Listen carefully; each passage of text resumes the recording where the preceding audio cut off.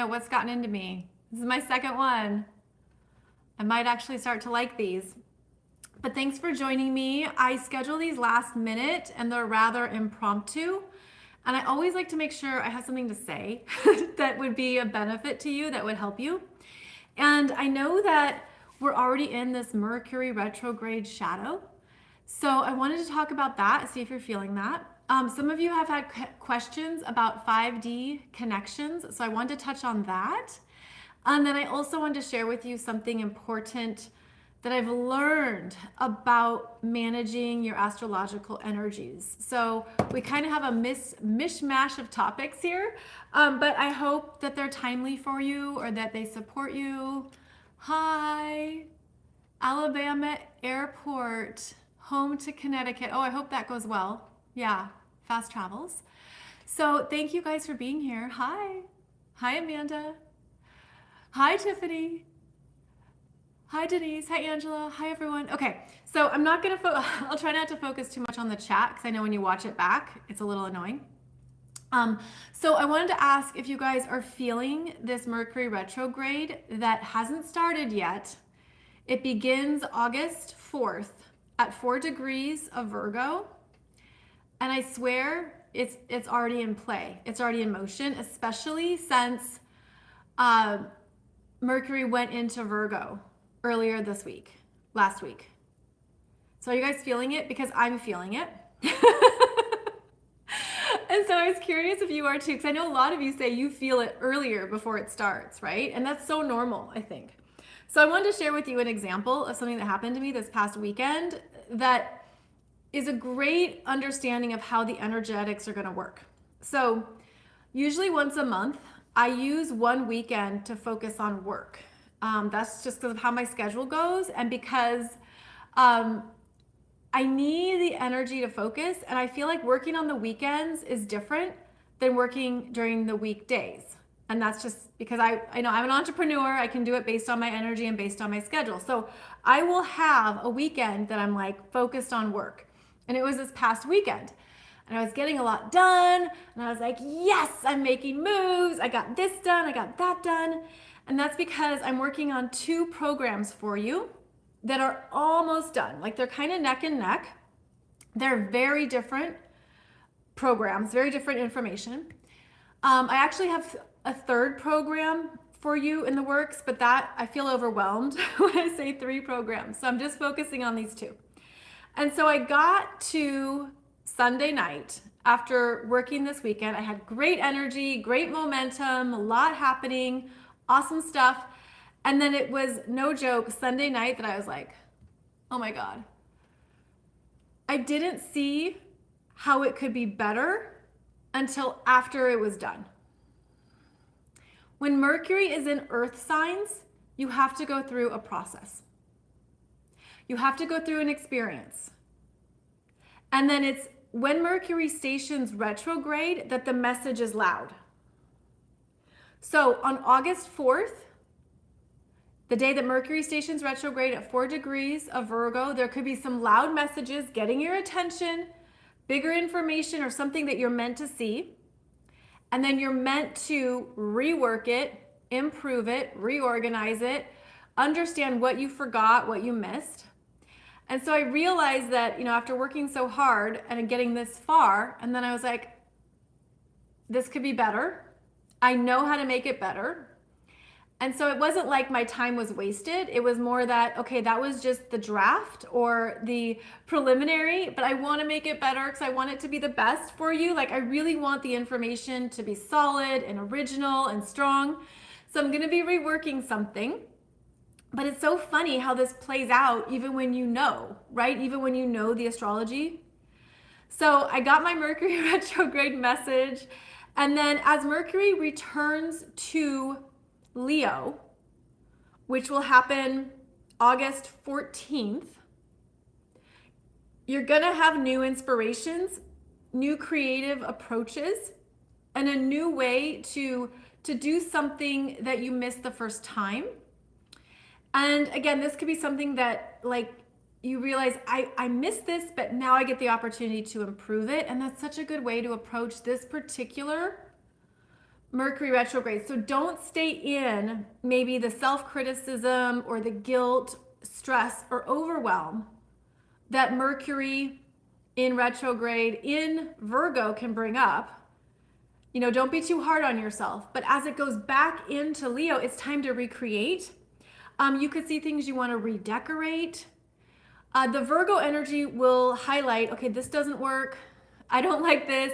This isn't as efficient as it used to be. How can I redesign this? How can I do something that connects to my current energy, momentum, and inspiration now? So I think that this particular Mercury retrograde could give you some beautiful redirects and ultimately help you, up level something or do it in a way that maybe you didn't catch it the first time, but it pays off. So I actually like it when Mercury retrograde goes back into the previous sign because it helps with the redo. And it helps with that, well, it's the passion of Leo. It's the strength, it's the leadership, it's the ability, to return to what you're determined to do or create or understand. And so you fine tune it, okay? So Virgo is gonna highlight what isn't working, what you don't like, what you don't want, and then you return into that Leo energy of, but this is what I want it to be, and it can give you the ability to focus on that. So that's just a quick insight here. If you're feeling these energies already and you're seeing things come up, it's like the universe is giving you an assignment for August. Okay, it's giving you that assignment, and it's going to help you get clear on how to keep your expectations open as you rediscover, maybe you rediscover a new creative process for yourself. Okay, so that could help too. Yes, homework time. Amy, you felt that last week. Yeah. You're having surgery during Mercury retrograde. Yes. Well, and understand too that depending where that is in your chart, just make sure you ask the right questions ahead of time, and make sure you're asking questions about your healing process, because maybe it's the healing process that will take a little longer if you're having surgery. I mean, life doesn't stop during Mercury retrograde, right? You're still getting emails, there's still communications, there's still things that are happening. But Mercury retrograde is so beneficial, I feel, because of how we're able to slow down our minds. And Mercury is the fastest moving planet. And think of how that frequency affects our mental faculties and how fast we process or answer, or respond, think. It slows it down to help you be more intentional. So you could find some new questions to ask too. Tiffany is getting writer's block. Yeah, definitely. So again, adjusting your expectations and just being okay with it. I mean, easier said than done, right? My son, he starts school next week. They start early in Florida, and I'm used to always starting after Labor Day. Like, that's how I grew up. So they start early. They're starting during Mercury retrograde. So I'm like, what's going to be changing in the classroom with the teachers? All this week, I'm gathering his school supplies, his uniforms, everything he needs for school. I have to take it to the school. But it's all going to change somehow in August. So I'm leaving, just leaving the unknowns and knowing that it's going to change. So those are the kinds of things that, will come up. But it's how you respond, right? It's how you're able to just energetically mellow it out. It's fine. There will be a better solution. And I do think that's one of the guarantees here with this Mercury retrograde. There will be a better solution. So just manage that for yourself, whatever those expectations are.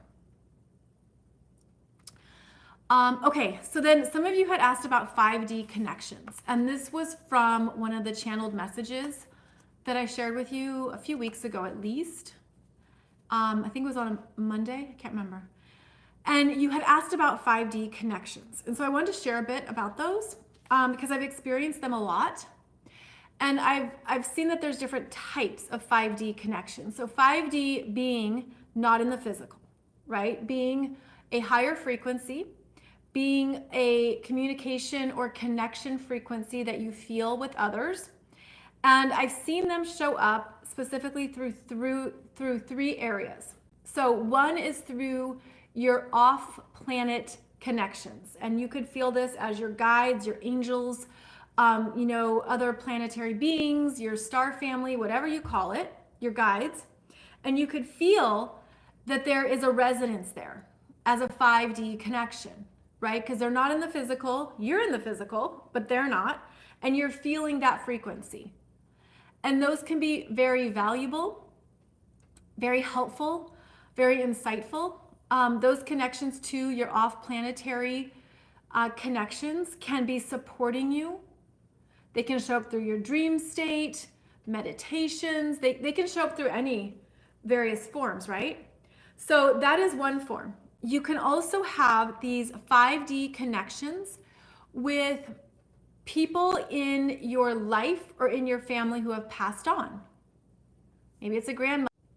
This can be different too, right? This is a different form because it's somebody that maybe you knew in the physical or you didn't know, but you're connecting with them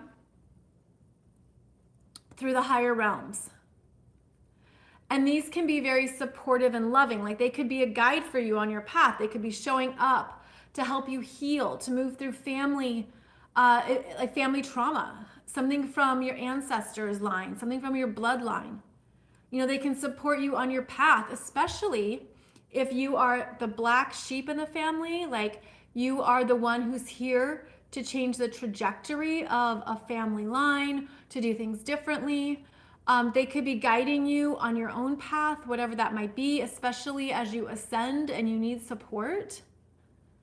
So these can be very loving connections too, that aren't logical. They never are. They're not meant to be. They're not logical, but they're meant to show you where you're supported energetically.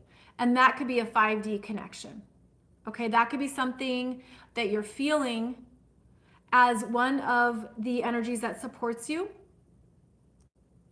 even if they're not in the physical anymore. And it could be family members you've never met, honestly. It can be ancestors you never knew. So that could be a 5D connection. And then you can also have 5D connections with members of your soul family, because you're naturally going to have a frequency match. And this could be a connection with someone who is in the physical, who is on the planet, even if they're not around you in your everyday physical world. This could be someone that maybe you've never met, but there is an energy match and you feel their presence. And those 5D connections of someone who is in the physical, you can feel them. Like you could feel like you're in the car with them. You're talking to them. They're in your house. They're always around you. Like, yes, they're in your dreams maybe, or sure, they show up here and there. Like you just have a resonance with them. And those are 5D connections that are also designed to support you in some capacity. And you would want to check in on how that is showing up for you, because something about all 5D connections, it's about you understanding what you want in your energy and what is best for your energy. And you get to decide that. Just because you have a 5D connection with somebody doesn't mean it's always healthy for you or it's good for you. And so there can be things that you have to understand about, okay, is this supporting me? Is this loving? Is this trusting? Is this something I want in my life? Sometimes those 5D connections can just be confusing or distracting, or there's nothing happening and they become boring, or you're like, I don't know what this is about. So you want to look at the energetic connection because you want to keep the parts that are good. So let's say it's a 5D connection through the heart. That's good, right? When it's the higher love, if it's unconditional love, if it's a frequency that is good for you and is nourishing you and strengthening you and supporting you in what your heart chakra or in your ability to love yourself or whatever the case may be, those are good connections, right? But if you're finding that other things aren't matching up or aligning, then there's things that you could either shift. It's like, I see it as a kaleidoscope where the energy pattern has to change so that it aligns, or you might have to establish new boundaries. Because just because you have a 5D connection, you still have, sovereign power over your energy and what you want and what you don't want. And so some people can feel, especially if, especially if it's your first 5D connection or your first connection, like it's a big deal and you could feel it, you're learning about it, it can be overwhelming, it can be so confusing because you feel like you're living in these two frequencies that don't match, they don't align. Like you have your practical life, like your everyday reality, and then you have this other energy that you're feeling or sensing. And it's up to you to be in that place of empowerment with what your energy attracts or what your energy connects to and why. And it's the same for all these other connections, for the off-planetary connections, the starseed family connections, for any relatives or family members, any 5D connection. When you're here in the 3D, it's your sovereign will and it's your free choice about what you allow connect to you. So if there are good, healthy, supportive connections, then sure, you want those. But if there's anything that is draining you or diffusing you or distracting you or not at the right frequency, then honor that too. And I'm really practical. And there's something where you have to check in and be like, is this serving me? Is this good for me or not? And so understand that those connections are ultimately meant to be supporting your 3D reality and that you get to choose and you get to decide. And I think that, you learn that the more you go, because it's sort of like keep the high energy. Okay, so you keep the love, you keep the unconditional love, you keep the knowingness, you keep the support, you keep the things that are good for you, but then also understand that you can be in your free will and your choice around what's not supporting you. And I mean, I've learned this over time too. Like I've had many 5D connections, at different levels, and there's some that are good and some that just become a distraction or, just, it's like, what is this about? Because is it someone siphoning your energy? Is it an energy vampire? What is the intention? What is it about? And is it working for you? So it depends where you're at in your own ascension, of course, and with your own experience of energies. But know that, you choose what comes into your reality. And the truth is, we live in this reality. Like we live here, we're in a physical form. We have bills to pay and responsibilities and things to take care of. So understand what is best for you and what you want in your reality, because I think that the practical component is important. And so some of you had asked about the 5D boundaries, and you establish those. Also, your 5D connections change as your energy changes. You can feel new guides come in. You can feel new energies arrive. The thing about soul family connections, it has to be on both sides. I mean, it can't just be somebody showing up and being like, I'm a part of your soul family. And you're like, what? Like, no, it has to be mutual. Yeah, because there's a lot around that that can be awkward and uncomfortable too. So like if you're feeling someone's presence, if you're feeling somebody, and you have a heart connection, that's beautiful. That doesn't go away. That doesn't have to go away. But you also live in a certain reality, and you have to look at, well, how much time goes to that. So I hope that helps with some of your understandings.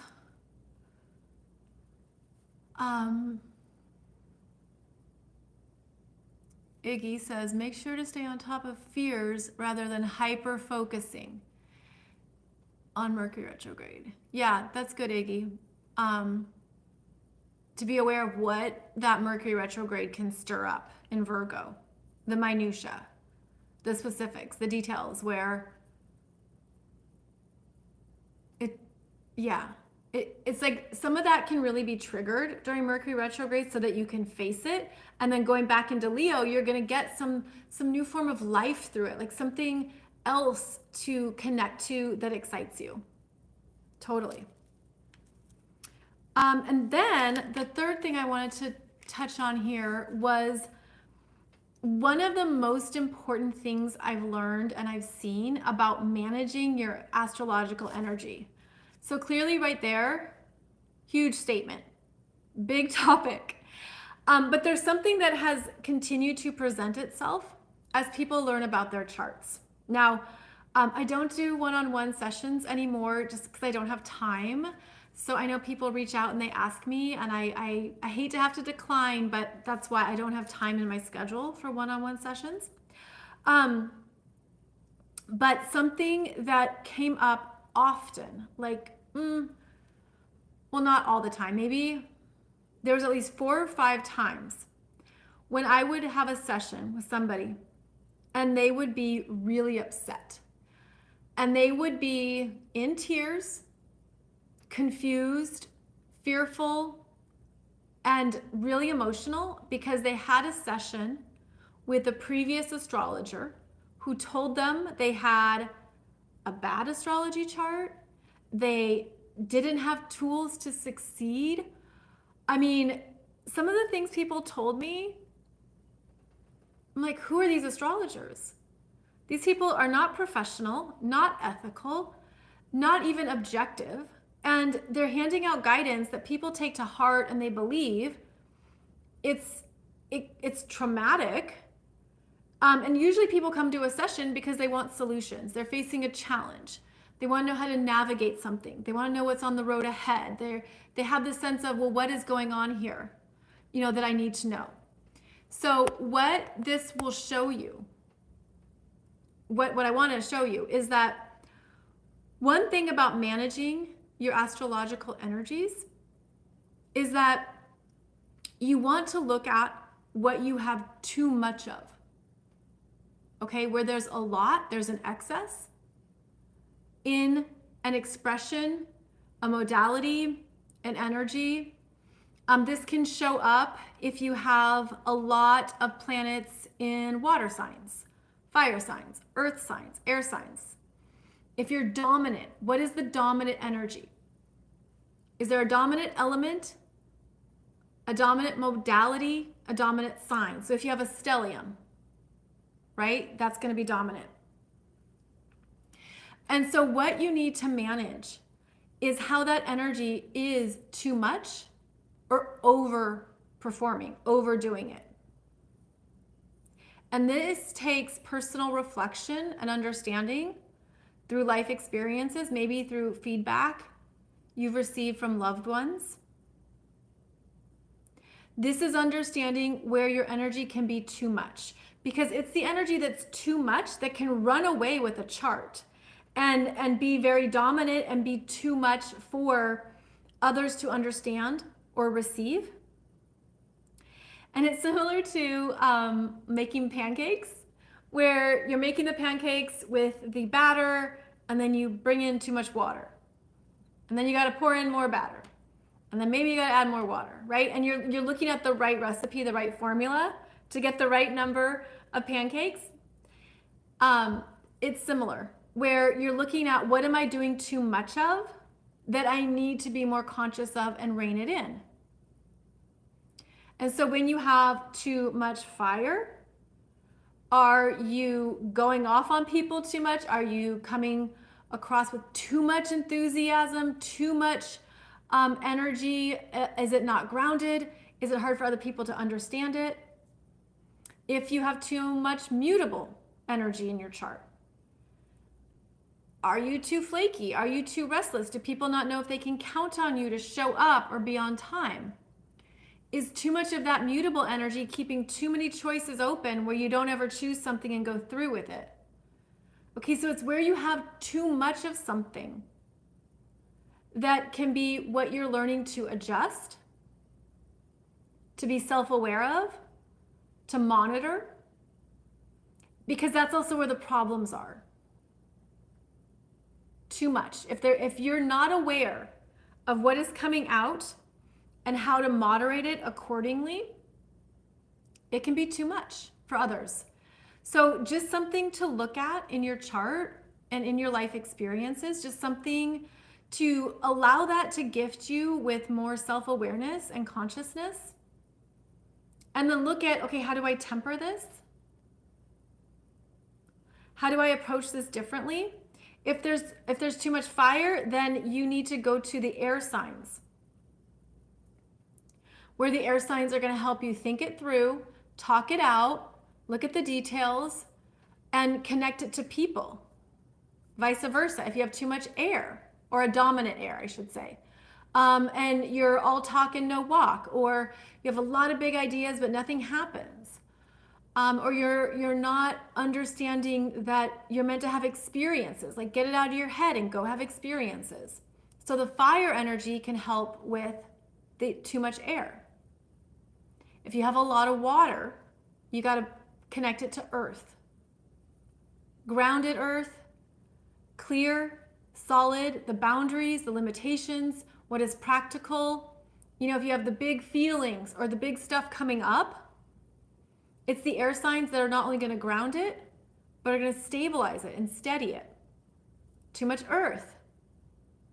Too much earth means that you could feel that you're always, limited by your reality, what is practical, what is real, the evidence, and you're learning to trust the feelings, how other people feel, or what to take into consideration around what feels good to you, trusting yourself.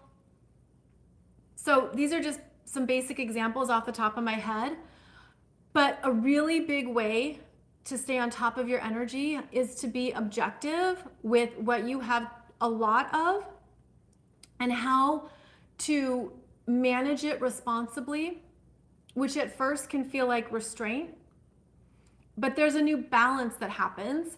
And this can also help with balancing feminine and masculine energies in your chart. It can help where you understand, I don't ever go for something or trust myself. You could understand, where you're stuck and where you need to trust that next step in the forward movement. So there's lots of examples of this. But going back to these sessions I had with people who were really upset because they heard some very scarring words from irresponsible astrologers. It's like, okay, that's not true. And your astrology chart is a tool for your self-acceptance, your self-love. You could say that nobody has a perfect chart. Nobody has a perfect chart. You could also say everybody has a perfect chart. Everybody has a perfect chart for their path, their soul growth, understanding who they are in this lifetime, their potentials, their opportunities. So don't think of it as something that you use to work against yourself. I mean, these people, they hated themselves. They're like, I'm doomed. Nothing good's gonna happen to me. And I'm like, no, we gotta change that around. If you want to look at this differently and approach it differently, you always have options and choices here to elevate the energy. And you always have a way to manage the energy responsibly and effectively. So I hope that helps. And I wanted to offer that because I see astrology as a tool for self-love. To love yourself more, to accept yourself more. And even though there's difficult aspects, there's hard transits, there's no doubt about it. No, but it also means you came in with the intentions to work through it, to power up, to evolve it, to be more self-aware, more conscious. It can lead to many amazing gifts and developments. And I don't think astrology is meant to be something that you judge yourself for or that you use against yourself. I think you use it to benefit yourself, and that we have more choices and options than ever before on the planet to do so. We really do. So I wanted to offer you that tip, that it's what you overdo that's probably the issue, probably the balance. And so the the work is in finding a new balance for the energy. Okay? Thank you all for joining me. Thank you for those who could be here live. I'll try to do a live next week. Might not be till next Friday. I'll see. But it's Mercury retrograde, so that could change, right? But I hope that this helped you in some way. I appreciate you. Thank you. Thank you for being here. And I'll see you back here soon on my channel. I released a video this morning about the mutable mayhem. Wild August. Okay, thank you. Take care, guys. Take care. Have a great week. Bye.